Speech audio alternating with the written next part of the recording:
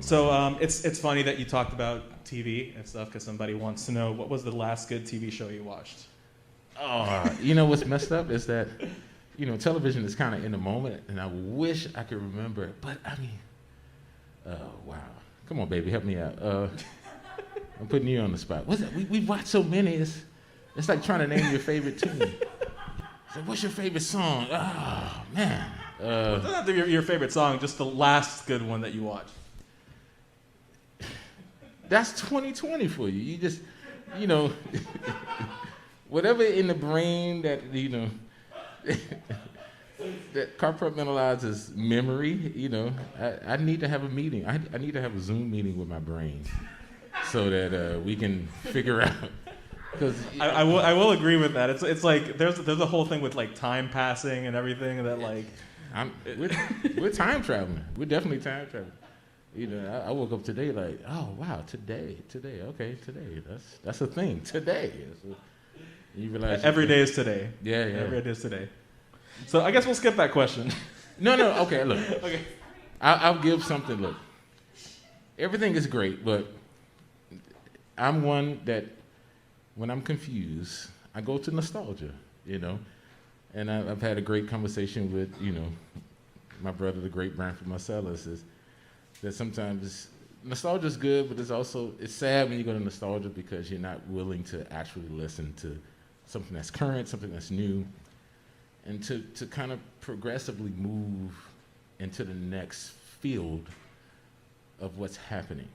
So, and I totally agree with that. But that being said, I have been doing the research, but I still love going Back to the Future 2 because I feel like somebody went back in time and messed this whole thing up. And so I need my DeLorean, and I need to figure out who has it, what happened.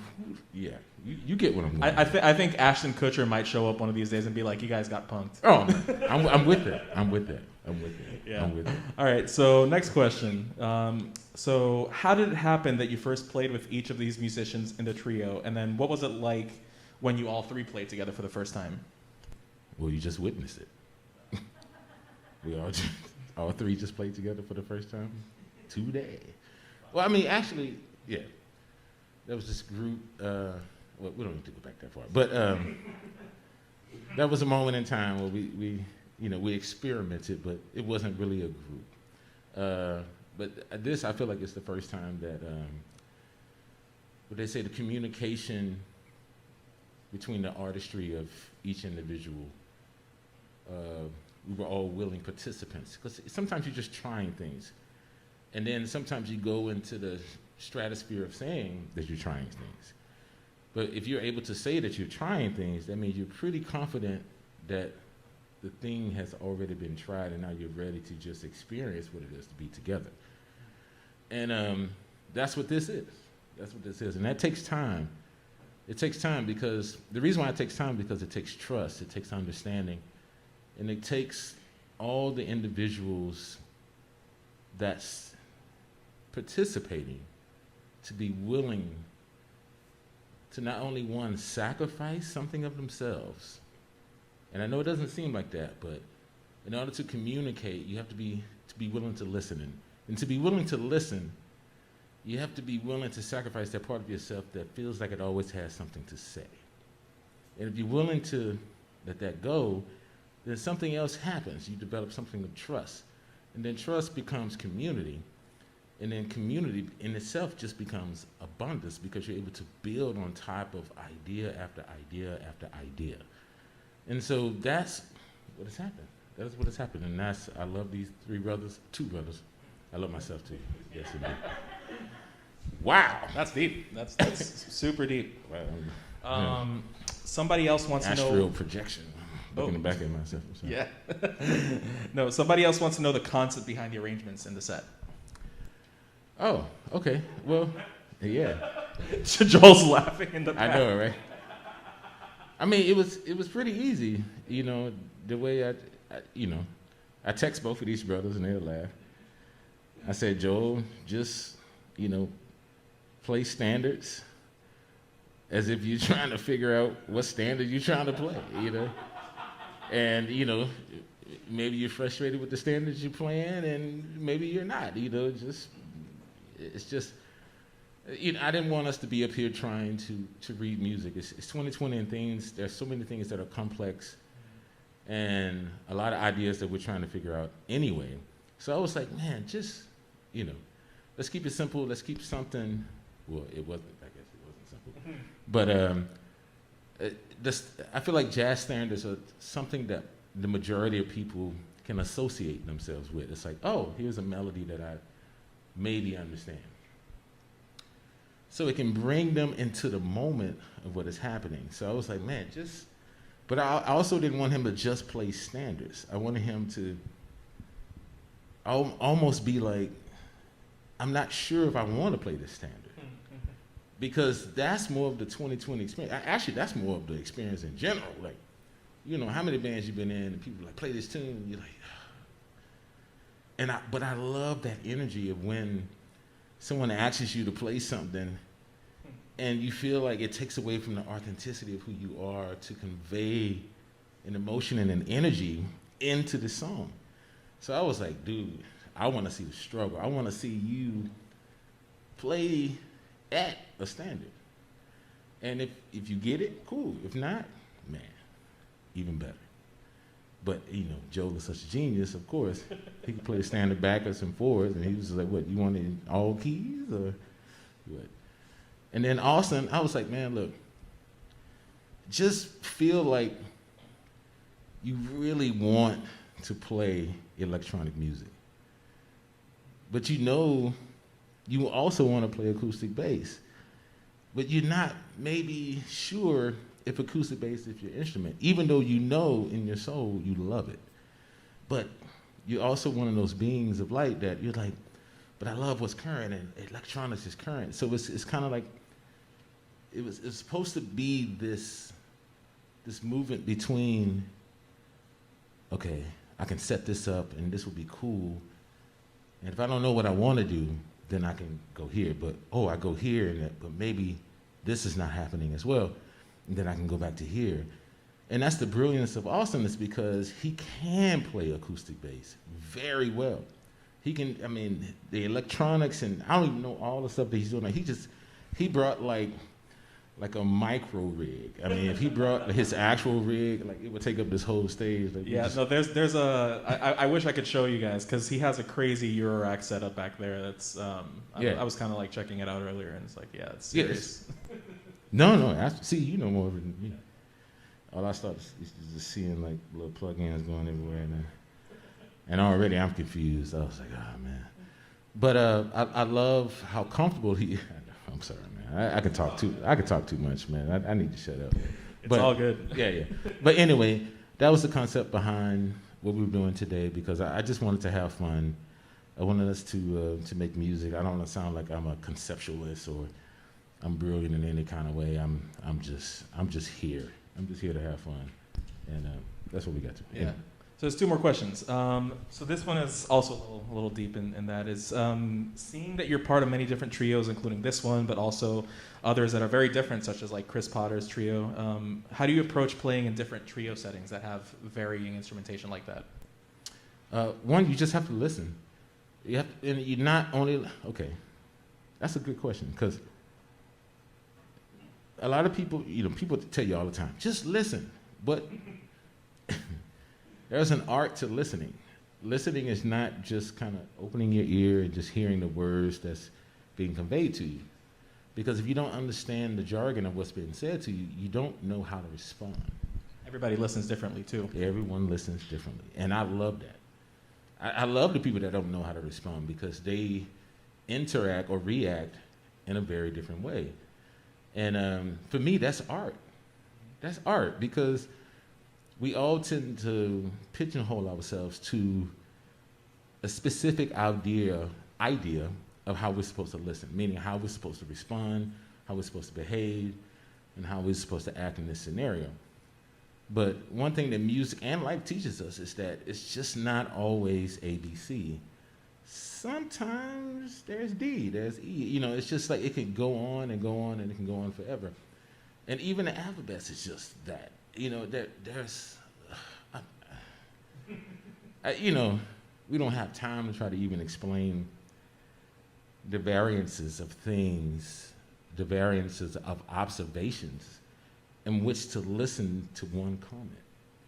But that's the beauty of life. That's the beauty of living, is because the more that you live, the more that you experience, you can see the same thing in a multitude of different ways.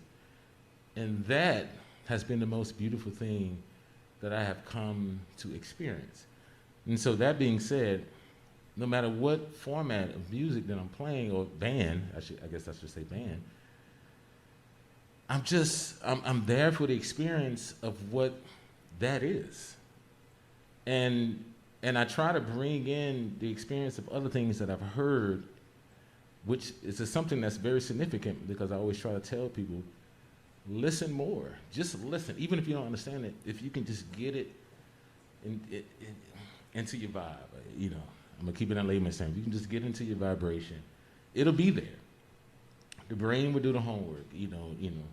Neurologists have understood that the brain will take its time and comprehend all the information that's going into your muscle memory, and it will figure it out. Now, you can be a part of that, but sometimes being a part of that might introduce a thing I like to call arrogance, which is great, but it's also not great. So it's great in the sense that you have belief in yourself, but it's not great if you start to push that upon other people as that you're better than who they are. So I try to move myself from that, but I try to receive the information. It's like, oh, this data is coming in. Oh, this is great. And then as that data is coming in, I now have a vocabulary. I have a vast amount of information that when I'm experiencing a moment with another person, no matter where they go, I'm like, I'm with you, because I hear you. And if I don't understand, I'm willing to learn. I'm willing to listen. That's to the listening thing. But, I think y'all get that. I don't know. Yeah. Yeah, that's too much. That's too much, man. No, it's They probably already logging off and stuff. They don't want to go all there. That's too much, yeah. Go back to jokes. There was 2 windows. No. All right, so the last question is, one that comes up always, and it's, this is a specific question I'm asking you after this is the one that comes up, but somebody wants to know if there's another Voyager album in the future, and I'm asking, is there anything else that you've been working on / anything you want to shout out for yourself? Well, Austin is my brother. Austin is, we're partners at GSI Studios, GSI Records. There's a bunch of wonderful content that's coming out. Austin is a wonderful individual. He's willing to allow himself to be a vessel for things to happen, and a vessel more than just inside of himself, but allowing himself to, to fund a lot of different things, and to just, he really believes in music. And I feel like more than a lot of people, want to take advantage of music. They want to see what's the game. They want to see how they can become more wealthy, how they can become richer. And he's like, it's not about that. It's just about the music. It's just about us. It's just about family. And I like that. That's what I stand for. So we're in this together. There's some great projects coming up. Just go to GSI /studios.com. And you can see the studio account. You can also go to gsirecords.com and see the upcoming projects that are coming out.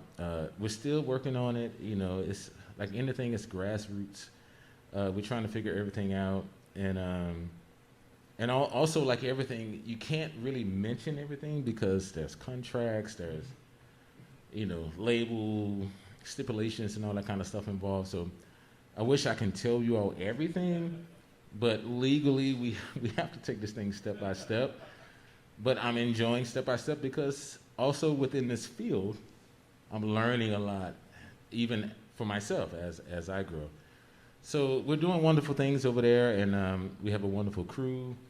And Joel has, blessed us and come over and done some things. But I can't say too much on that because Joel is astute Blue Note artists, the Blue Note. Right. But outside of that,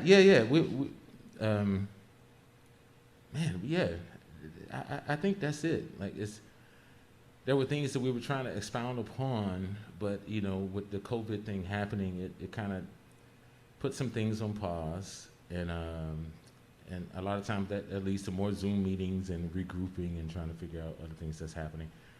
Outside of that, I've been fortunate to work with the Magnum Photography. I don't know if, they're really great. Me, Jason Moran, and Hank Willis Thomas are working on a project for them. A good friend of mine, Jim Goldberg, we kind of go back a little bit, but he hit me up, and he just really wanted to do something that was like a sign of the times, I guess, in a certain way. And it's hard to diagnose the sign of the times because the times just keep changing. So I'm curious how this project is going to end up, because every meeting, we're like, oh man, like what we had before just doesn't even fit right now. So by the time it comes out, I'm curious as to, it's interesting. It's like scientists that discover something, but then they get one bad data, so they have to scratch it. It's like that same process. Like we discover something like, oh, this will be amazing, and then the next day it's like, oh, okay, this happened, scratch it. And so eventually it's going to be something amazing, but for now, we're still in discovery mode, and so we'll see how that happens. But I don't know. That all sounds like 2020 to me. It's 2020, man. It's 2020. Yeah. Okay. Yeah. But it's all good. Thank you. Great answers. Great questions from the audience, and just check out GSI Studios. And if you want to support the Jazz Gallery, as always, become a member. If you're already a member, or you can't become a member, subscribe to the YouTube channel, where our goal is 1,000. We're 400 short. So, yeah. I think that's that.